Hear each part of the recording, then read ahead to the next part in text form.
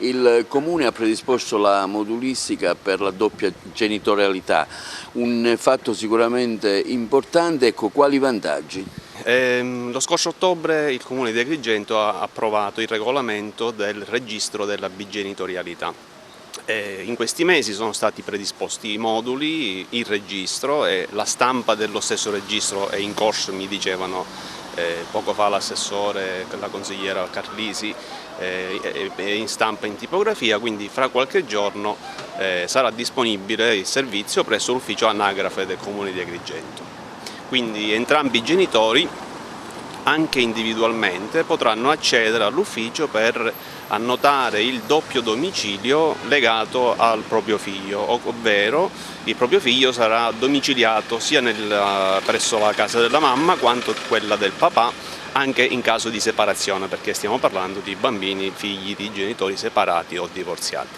Questo per ottemperare una norma nazionale, no? Sì, è una volontà del Comune. Molti comuni, ormai sono centinaia in tutta Italia, hanno predisposto questo registro in quanto la legge nazionale per certi aspetti molti ritengono che sia carente sotto il profilo della bigenitorialità.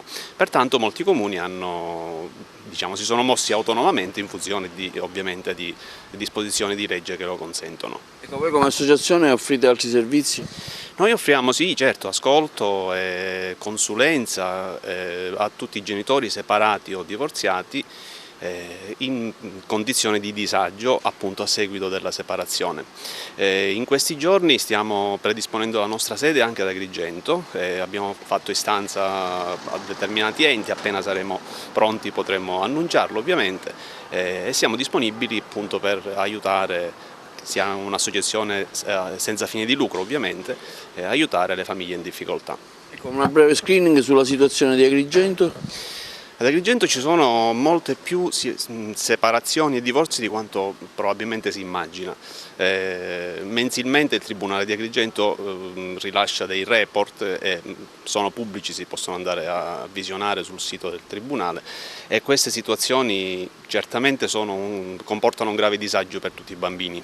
Pertanto la garanzia di rispettare il loro diritto alla bigenitorialità, a mio parere, deve essere sempre garantito e sempre più all'ordine del giorno della società di oggi.